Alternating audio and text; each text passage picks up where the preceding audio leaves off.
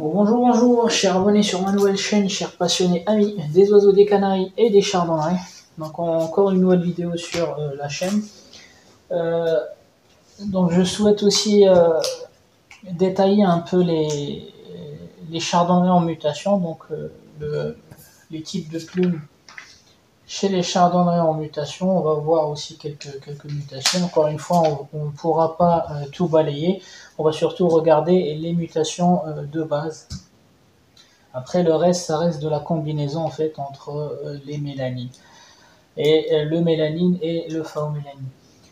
Donc pour ça, je vais juste me permettre de rappeler rapidement. Donc on a vu dans les chapitres, 3 chapitres. Donc le premier chapitre, c'était la nature de plumes. Donc dans un oiseau, que ce soit canari ou chardonneret, il faut connaître la nature de plumes. Donc je vous invite à regarder cette vidéo-là.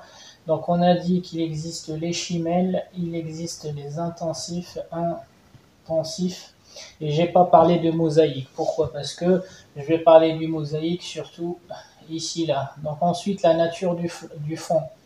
Nature du fond. Donc une fois qu'on a détecté est-ce que le canari ou chardonneret il est chimelle ou intensif, on va regarder la nature du fond. Donc le fond c'est la couleur du fond. C'est surtout une couleur. Quand je dis le fond, je fais référence à la couleur. Donc les couleurs, on a vu qu'il y avait le blanc dominant, donc l'albino, le blanc récessif ne nous intéresse pas pour la mélanine. Par contre, ce qui m'intéresse, les couleurs unies, le jaune, donc le lipochrome jaune et le lipochrome rouge. D'accord? Donc ceux-là, ils ont soit unis, couleur unie,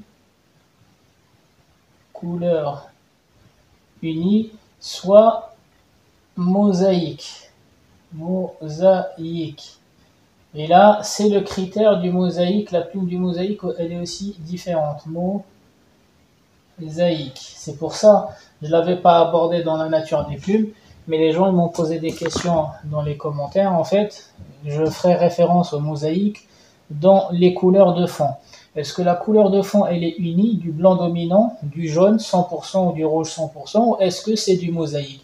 Le mosaïque va concerner le jaune ou le rouge, le mosaïque jaune ou le mosaïque rouge. Et donc du coup, le dernier chapitre, c'était la mélanine. La mélanine, ça veut dire sur ces couleurs de fond, qui soient en couleur unie ou en mosaïque, il n'y a pas ça, mais il y a jaune et il y a rouge. Donc, que ce soit en couleur unie ou en mosaïque, les oiseaux, ils ont un fond, c'est ces fonds-là. Il y a la mélanine qui va venir s'installer, comme on a vu dans la dernière vidéo, qui était un peu plus technique. Et cette mélanine, la façon dont elle va se fabriquer, se produire et se fixer sur les plumes, va donner en fait les mutations qu'on connaît. Donc, on a vu 2 mutations. Donc le noir comme étant une mutation oxydée, on a vu le brun comme étant une mutation oxydée. On a vu aussi l'agate comme étant une mutation diluée. Et on a vu l'isabelle comme étant une mutation diluée. Donc le noir dilué, il a donné l'agate et le brun dilué, il a donné l'isabelle. D'accord? Donc maintenant, on va juste et rapidement faire un petit résumé sur en fait les déclinaisons qu'il existe dans le noir, dans le brun, dans l'agate et dans l'isabelle. Hop, donc ici je vais mettre les couleurs de fond. Couleurs de fond. Donc vous avez compris que le blanc, le jaune, le rouge, ils ont une couleur de fond. Donc blanc dominant, jaune, rouge, ils vont exister dans le noir, ils vont exister dans le brun, ils vont exister dans l'agate, ils vont exister dans l'isabelle. Donc regardez, rien qu'avec 3 couleurs de fond et 2 oxydés, 2 dilués, on en est à combien? 3 x 4, on est à 12 mutations. Je n'ai pas abordé l'opale, je n'ai pas abordé beaucoup de mutations. Juste 2 mutations et 2 dilutions avec 3 couleurs de fond, on est à 12 teintes différentes et mutations différentes. Donc maintenant, ces mêmes couleurs de fond, je vais les mettre en mosaïque. Donc le blanc dominant en mosaïque, ça ne veut rien dire. Il va me rester le rouge, le jaune en mosaïque. Donc ça, c'est couleur unie. couleur unie, et ça c'est mosaïque. Donc il me reste le jaune en mosaïque, le rouge en mosaïque, il existe en noir, il existe en brun, il existe en agate, il existe en Isabelle. Donc les amis, sans aller trop loin, vous avez compris le principe des mutations, on joue avec des variables. Les variables qu'on a ici, ce sont les pigments eumélanine noire, eumélanine brune, phaomélanine brune. C'est ce qui va donner toutes les colonnes. Je peux aller plus loin, hein, comme je vous ai expliqué. L'opale, le satiné, le phao, tout ce que vous voulez. Donc ici, dans ce sens-là, pour rajouter des colonnes, les variables, ce sont les mélanines, eumélanine et phaomélanine. Et dans cet axe-là, pour descendre, les variables, ce sont les couleurs de fond. Donc ici, c'est les unis, et ici, c'est les mosaïques. Donc pour chaque, par exemple, si je voulais faire le satiné ici à côté, c'est la dilution de l'Isabelle encore une fois. Donc en rajoutant une colonne dans le satiné, je viens de rajouter 5 mutations. Dans le satiné à fond blanc, à fond jaune, à fond rouge, mosaïque jaune, mosaïque rouge. Donc vous voyez ce que je veux dire.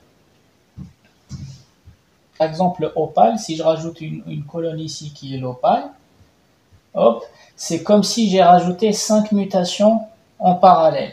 Pourquoi? Parce qu'il y a 5 couleurs de fond différentes. Donc pour chaque dilution ou satiné par exemple, ou tout ce que vous voulez, chaque nouvelle colonne va générer systématiquement 5 mutations, et c'est comme ça qu'on se retrouve en fait chez les canaris avec beaucoup de mutations.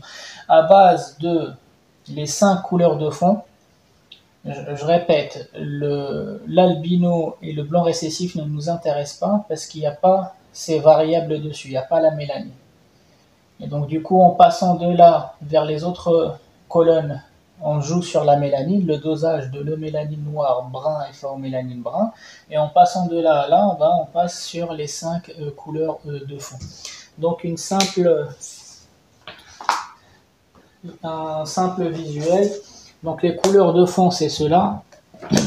Quand je vous disais le blanc dominant, le jaune, le rouge, le blanc dominant, le jaune, le rouge, même si sur la photo, là, c'est plutôt du récessif, mais le principe, c'est le même. Le blanc en mosaïque, il n'existe pas, donc ça va être le rouge mosaïque et le jaune mosaïque. Bon, en fait, ce sont les deux que j'ai rajoutés ici. Encore. Hop. Donc, le mosaïque, c'est 5 mutations. Sans la mélanine, c'est ce qu'on appelle les lipochromes. Donc le blanc dominant, le jaune mosaïque, le rouge mosaïque, c'est ce qu'on appelle les lipochromes. Un exemple d'un lipochrome mosaïque rouge. Mais quand la mélanine s'installe sur lui, il va devenir ça. Et ça, certains ils vont me dire c'est du noir, c'est pas du noir les amis. Même si les stries elles sont un peu larges, elles sont coupées, c'est pas du noir. Le noir c'est les pattes déjà. Quand on regarde un canari noir, il faut regarder le bec et les pattes et les ongles. Si elles sont pas noires, c'est pas du noir, c'est du dilué. Et ce qui se rapproche du noir en dilué, c'est tout simplement la gatte. Donc vous voyez que ce canari là, c'est la couleur de fond, c'est le rouge mosaïque, et une fois que le mélanine noir est venu s'installer sur les plumes, il est passé de l'hypochrome mosaïque rouge à un agate mosaïque rouge en chimène. D'accord les amis? Donc voilà, ça c'était pour résumer en fait le chapitre des canaris qui semble compliqué pour certains, mais une fois qu'on a compris les bases en fait de la plume, on comprend ce qui se passe, comme je vous ai dit, et les colonnes, on peut aller jusqu'à 20 colonnes, 20 mutations qui existent chez les canaris. D'accord, donc ça c'était la partie canari, on va passer à la partie chardonneret. N'hésitez pas, pour ceux qui n'ont pas vu la vidéo 1, 2 et 3, je vous invite à les regarder, elles sont détaillées. Et ça, ce n'est qu'un résumé qui va vous aider à mieux comprendre et vous donner confiance en vous, ceux qui se sentent un peu largués par toutes les mutations et les diversités qui existent chez les canaris. Donc les amis, on va parler un peu des plumes chez les chardonnerets. Je retrouve mes notes en même temps. Voilà, donc chez les chardonnerets, les mutations ont été travaillées plus ou moins pareil que chez les canaris. Ça veut dire on est parti d'une couleur classique ou l'ancestral en fait, qui lui, il avait le mélanine, 50% de mélanine noire et 50% de mélanine brune. Et sur le phaomélanine, il avait 100% de brun. Parce que le phaomélanine n'existe qu'en pigment brun. Donc ça va vous rappeler le classique chez le canari. Donc je vais commencer par le mélanine, c'est la partie centrale. Donc il avait des pigments noirs. Je vais même mieux, j'ai réussi à trouver du noir. Donc le mélanine noir, elle va s'installer dans la partie eumélanine, donc le centre de la plume. Moitié, l'autre moitié c'est de la brune. Hop, donc c'est la brune. Et sur la périphérie, donc le phaomélanine, c'est du brun. Hop.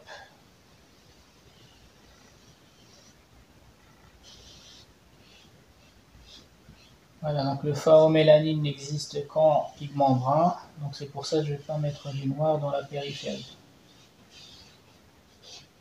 Voilà, donc ça vous rappelle en fait le classique chez le canari.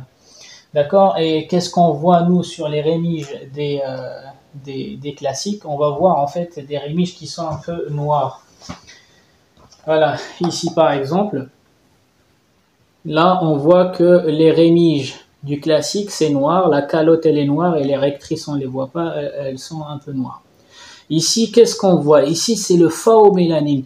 Dans le dos, les gens, ils se trompent. En fait, dans la poitrine, ce que vous voyez ici, dans les poitrines, ce qu'on voit dans les poitrines et ce qu'on voit sur le dos, c'est le phaomélanine, les amis.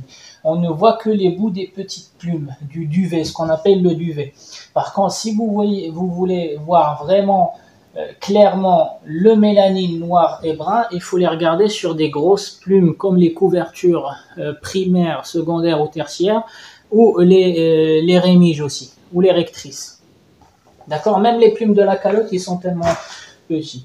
D'accord? Donc ça, c'est le classique. À partir du classique, il y a eu des mutations. Donc il y a eu l'agate, qui lui ne possède, donc ça c'est son eumélanine, il ne possède sur le mélanine presque 100%. Je vais mettre presque 100% parce que il n'y a pas beaucoup de pure agate. En fait, il y a toujours des petites plumes brunes ou la majorité des agates. Moi, je le rencontrais surtout chez les femelles. Donc, chez les femelles, elles avaient quelques plumes noires sur le torse, mais elles avaient aussi quelques plumes brunes. Donc, c'est pour ça que je mets le mélanine presque 100%. Et le reste, c'est 0%. Il y a eu aussi le brun. Donc, lui aussi, le brun, c'est une mutation qui se compose de mélanine, eumélanine, je vais mettre presque aussi 100% de brun, 100% de brun, et je vais mettre le phaomélanine, le phaomélanine égale à 100% aussi en brun. Donc le brun, il a les deux zones. Il a les deux zones brunes. L'agate, il n'a qu'une seule zone centrale qui est brune. Il a l'absence de la phaomélanine. Donc ici, pourquoi j'ai mis presque? Les chardonnerets en fait en mutation, ils sont beaucoup plus récents que les canaris. On a beaucoup de mal à rendre les sujets parfaits. C'est-à-dire un agate parfait, il aura 0% de brun. Sauf que, par exemple, si je prends un exemple de femelle, on a toujours des femelles qui ont des épaules, ou ce qu'on appelle les tertiaires, les petites couvertures en fait des épaules, qui sont un peu brunâtres. Donc il existerait quelques pigments bruns chez certains agates. C'est pour ça c'est difficile d'avoir des sujets parfaits en chardonneret, contrairement aux canaris, parce que l'histoire nous apprend que les chardonnerets, leur mutation des chardonnerets, elle vient après l'histoire de la mutation des canaris. Et le brun, c'est pareil. Mais si vous voulez un brun parfait, il faut 100% de mélanine brune et 100% de phaomélanine brune. Et ici, c'est pareil. Donc ça, je vais le laisser. Donc pour vous expliquer comment d'une plume d'un sauvage ou d'un ancestral, on est passé chez l'agate, on perd tout ce qui est phaomélanine, tout le brun, le contour, il disparaît.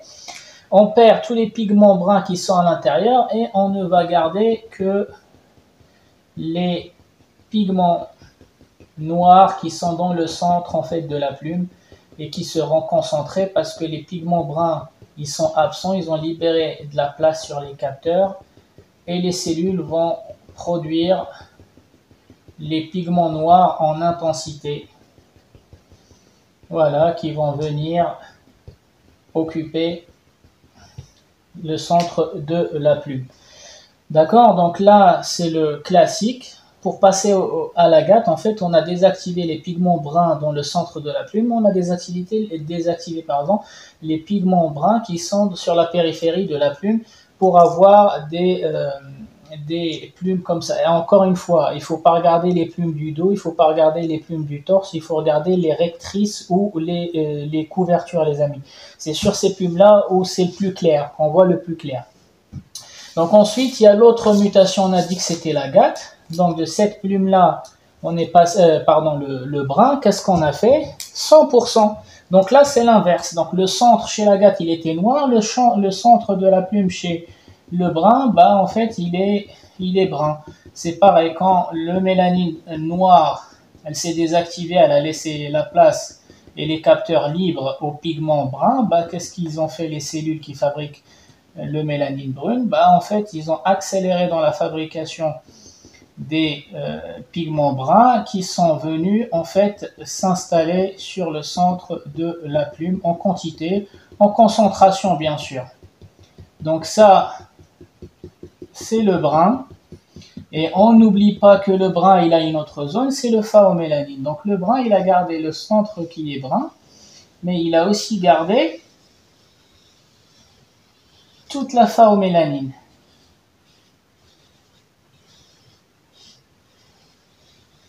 Encore une fois, des sujets bruns et agates chez les chardonnerets, c'est difficile. On n'est pas que sur des...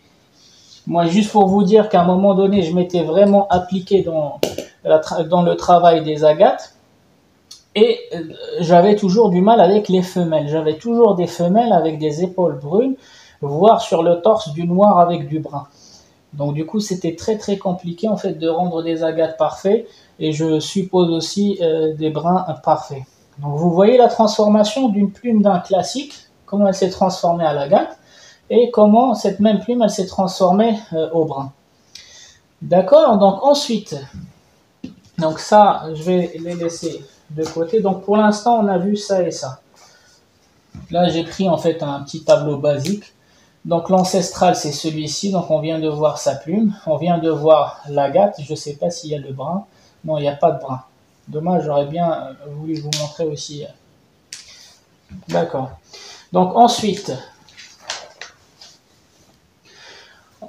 il y a eu des dilutions. Donc il y a eu une dilution chez l'agate. L'agate, il s'est dilué et il a donné le humo aminé. Donc ça, c'est une dilution. Le brun aussi, il s'est dilué. Il a donné l'isabelle. Par contre, pour diluer le brun, on était obligé de lui rajouter en fait l'agate. Voilà. Parce que l'isabelle, il est plus brun que noir. Donc il est plus... Donc, ici, je vais vous mettre tous les bruns à base de brun. Et ici, je vais vous mettre tout à base de noir. Après, ce qui est au milieu, on va le voir. D'accord? Donc l'agate, on a dit, c'est celui-ci. Qu'est-ce qu'on appelle une dilution? Une dilution, chez les oiseaux, chez les plumes, en fait, c'est une diminution de la concentration. Alors que les réactions biochimiques sont les mêmes. Les capteurs qui fabriquent le brun sont toujours désactivés chez le humo, mais au lieu que les cellules qui fabriquent les pigments noirs les fabriquent pour occuper un maximum de surface sur la plume, ils vont les fabriquer un peu légèrement, quoi. Donc ce qu'on appelle une dilution, ça veut dire tu as moins de pigments qui vont s'installer, il y a beaucoup d'espace entre les pigments en fait, ce qui donne une couleur voilà, un peu diluée, un peu plus claire. Donc l'agate, il s'est dilué et ça a donné le humo. Donc, vous voyez la concentration ici des pigments noirs, comment ils étaient au milieu de la plume. Et à un moment donné, ça s'est dilué avec d'autres croisements, avec un autre travail d'éleveurs de sélection, ça a donné le humo. Et c'est pareil, si je prends le brun, il s'est aussi dilué. Je ne sais pas si j'aurai assez de... Mince, j'aurai pas assez. Donc le brun, il s'est aussi dilué et il va donner l'Isabelle. Donc c'est pareil, les cellules responsables en fait des pigments bruns sont moins productives que l'Isabelle, que le brun, et ça va donner, même le phaomélanine, il est en pointillé en fait.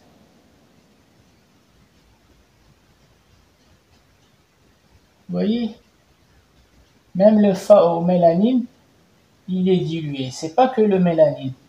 En fait, tous les pigments, ils sont moins concentrés. Donc, vous voyez, la concentration du brun, elle s'est atténuée, ce qu'on appelle l'Isabelle. Par contre, je le redis, l'Isabelle, on n'a pas su le diluer à partir du brun directement, on était obligé de le croiser avec l'agate. C'est pour ça que je vous parlais des sélections, de travail de sélection chez les éleveurs, qui est le résultat de la dilution. D'accord ? Donc ensuite, cette branche-là, elle a connu une dilution maximale qui a donné le lutino dont j'ai parlé l'autre jour, ou le ino, à ne pas confondre encore une fois avec le ino chez les Canaries. Donc, on va dire que l'agate est devenue satinée, il a donné lutino, et ici dans cette branche-là aussi, il y a eu l'Isabelle satinée. Donc on peut dire que du brun vers ici, il y a eu satiné. Une dilution maximale. Satiné. Donc ça va donner quoi? Donc on a dit de l'agate, on a dilué, ça nous a donné le humo. Et on a encore plus dilué. Qu'est-ce que ça va nous donner? Ça va nous donner en fait qu'une petite partie de pigment presque inexistante. Voilà, ça va nous donner ça en fait. Une partie vraiment inexistante de le mélanine noir sur la plume. Pourquoi? Parce que c'est la dilution maximale. Quand on parle de dilution, on parle d'une concentration de pigment qui va chuter. Donc agate, humo, aminé, lutino, voilà. Donc maintenant, chez le brun, qu'est-ce qui s'est passé? On avait dit le brun, l'Isabelle, et je ne sais pas si je vais en avoir.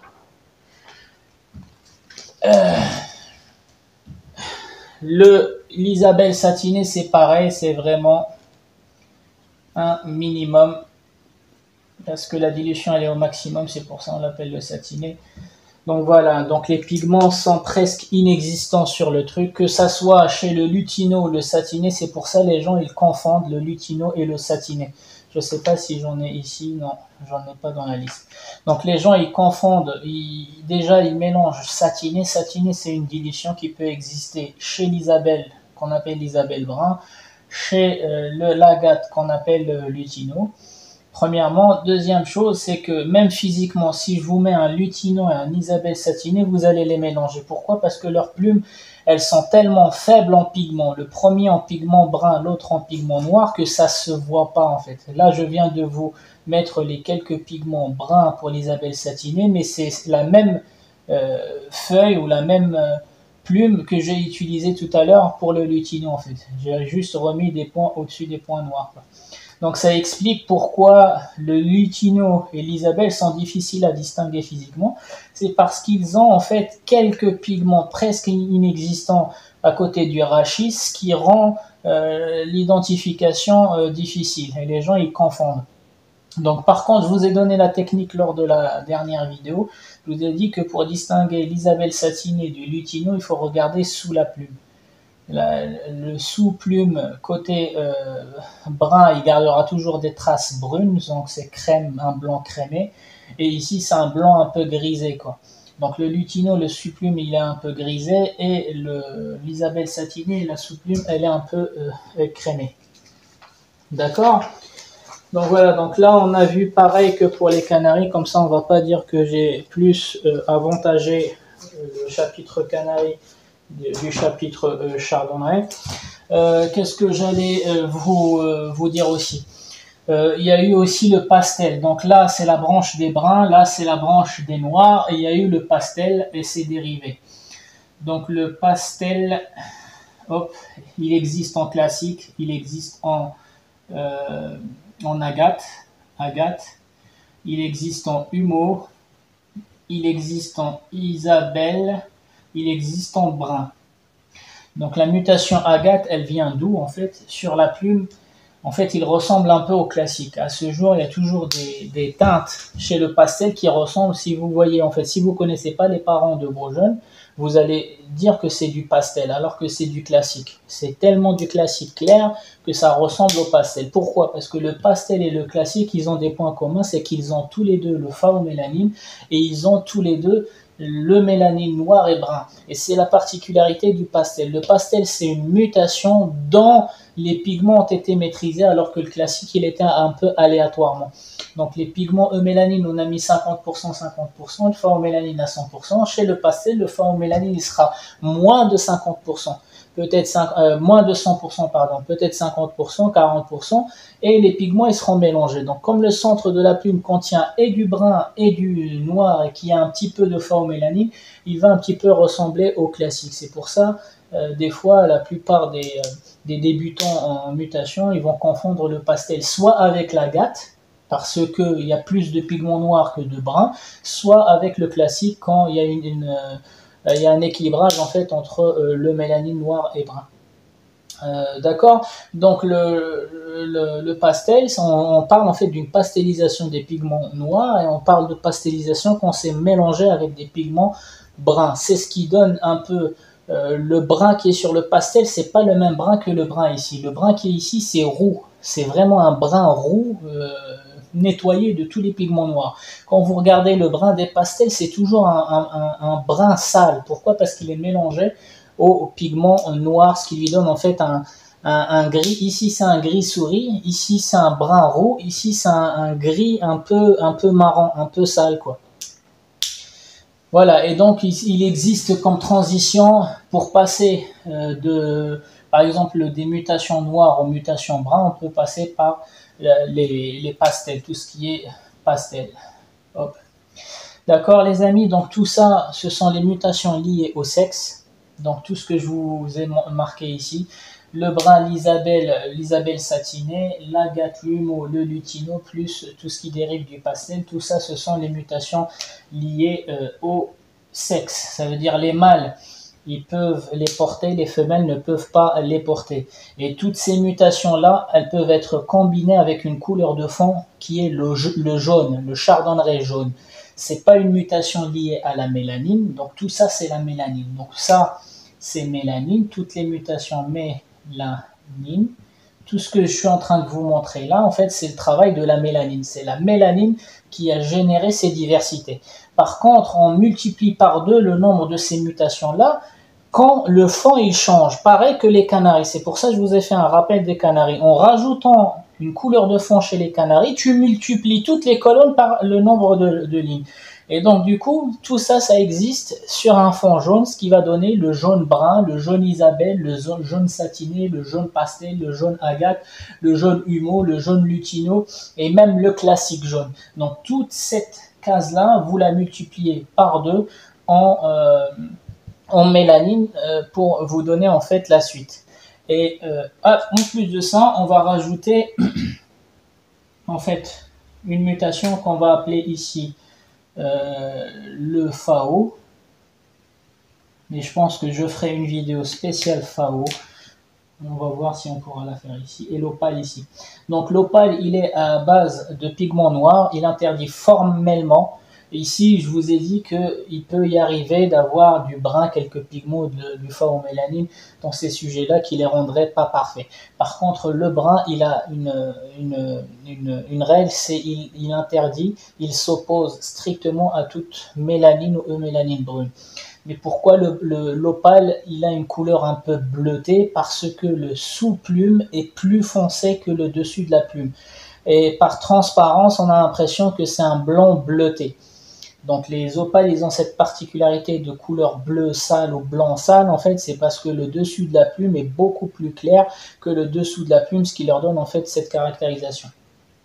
Donc l'opale, c'est bien couleur, enfin un pigment pilier noir, et FAO, c'est un pilier brun. Donc le FAO, il a 0 eumélanine, il a 100% de FAO mélanine.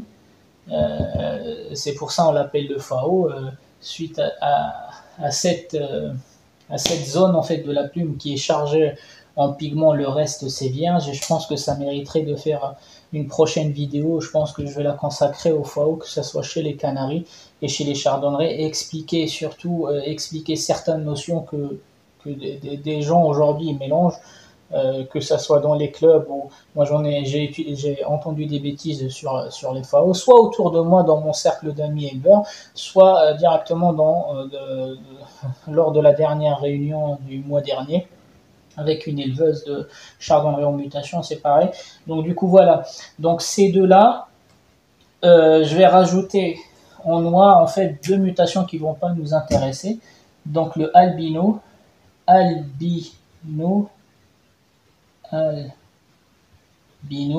et tête blanche. Donc ceux-là aussi, ils sont presque dans la même catégorie de l'opale et le FAO dans les règles de transmission. Ils se transmettent, ces quatre albinos, FAO, opale et tête blanche, ils se transmettent de la même façon aux générations suivantes. Ici, on a dit que les mâles ils peuvent être porteurs, mais pas les femelles. Ici, les mâles et les femelles peuvent être porteurs. Donc, le FAO sort du brun, l'opale sort du noir, l'albino, il ne sort d'aucune de ces mutations-là. L'albino, en fait, il sort directement du classique. Il y a une mutation qui interdit toute production, toute fabrication et fixation de l'eumélanine, le phaomélanine. C'est pour ça que ça soit en Canaries, en Chardonneret, ça ne nous intéresse pas. Ça va nous intéresser dans l'étude de transmission génétique plus tard dans la chaîne, mais ça ne va pas nous intéresser dans la mélanine parce qu'il interdit totalement et la fabrication de la mélanine et sa fixation. Tête blanche, il faut la considérer comme étant une panachure locale. Une panachure locale, mais qui ne va pas se transmettre aux générations suivant la loi mendélienne dominante. Donc elle va se transmettre, c'est une panachure locale qui va cibler la calotte, c'est-à-dire derrière la tête, mais qui va se transmettre aux générations suivantes suivant les lois mendéliennes de la mutation récessive libre, telles que l'opale, le FAO et l'albino. Donc l'autre jour, j'avais parlé de la tête blanche comme étant une panachure qui va cibler la tête, mais elle ne va pas cibler que cette tête-là. Je pense que ça mérite aussi un sujet plus tard. Les mutations tête blanche, elles vont générer des couleurs plus claires sur le reste du corps et elles vont générer en fait une fixation de la caroténoïde au niveau des poitrines, au niveau des ailes, les petites couvertures. La caroténoïde, c'est qu'elle soit rouge ou qu'elle soit jaune. Donc je reviendrai sur ce sujet-là. Donc juste pour vous dire, je reviendrai sur l'albino et la transmission de l'albino chez les chardonnerets. Je ferai une vidéo spécifique sur le FAO. L'opale, on a déjà fait une vidéo spécifique sur cette chaîne-là. Et je reviendrai sur la tête blanche parce que les gens ils pensent que tête blanche en fait c'est une panachure où ils ont compris dans une des vidéos que je disais que c'était une panachure, donc c'est une dominante. Non, c'est une panachure ciblée, mais elle ne va pas faire que effacer la mélanine de la calotte, elle va aussi intensifier la fixation, la synthétisation et la fixation faite de la caroténoïde jaune. C'est pour ça les têtes blanches ils sont toujours une poitrine claire, ils ont toujours des couvertures sur les épaules qui sont jaunes parce que ça fait partie de ce gène-là. La tête blanche ne fait pas que effacer, elle va accélérer en fait la fabrication de la caroténoïde, ce qui donne en fait des oiseaux tête blanche qui sont beaucoup plus clairs en couleur de fond que les autres. D'accord? Donc tête blanche, donc regardez, on a dit le jaune, vous multipliez tout ça, vous multipliez même l'opale dans le fond jaune de tout à l'heure. Donc, c'est comme si vous avez deux tableaux devant vous, avec la variable fond, le fond normal, le fond jaune. Maintenant, tête blanche, vous multipliez les deux tableaux par 2. C'est comme si vous avez 4 tableaux. Pourquoi? Parce que toutes ces mutations, elles existent en tête blanche classique, et elles existent en tête blanche jaune. D'accord? Voilà, donc ce qui donne en fait toutes ces beaucoup de mutations. Donc là, c'est les mutations liées au sexe, ça c'est les mutations récessives.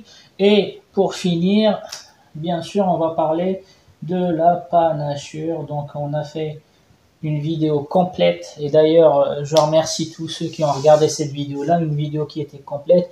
J'ai eu de très bons commentaires, il y a des gens aussi qui reconnaissent apprendre des choses sur cette chaîne là, ça fait énormément plaisir. C'est uniquement pour ces gens là que la chaîne continue à alimenter en fait des sujets et partager en fait un savoir technique de canariculture, sur le domaine de la canariculture. Et puis la panachure, il y a eu une vidéo qui était complète, qui vous explique clairement comment identifier la panachure de l'aberration, c'est quoi les types de panachure, etc.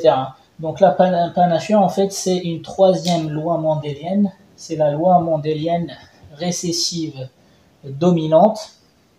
Et donc du coup, il n'y a pas de porteur, ni mâle ni femelle. Ici, on a dit les mâles ils sont porteurs, les femelles non. Ici, mâle et femelle porteurs. Ici, mâle et femelle non porteurs. Elle est dominante. La panachure, soit tu l'as sur l'oiseau, soit tu l'as pas. Il peut pas être porteur d'une gorge blanche, porteur d'une tête d'aigle ou porteur d'un fasciato. Soit il l'est, soit il l'est pas. Par contre, elle peut se manifester suivant plusieurs formes.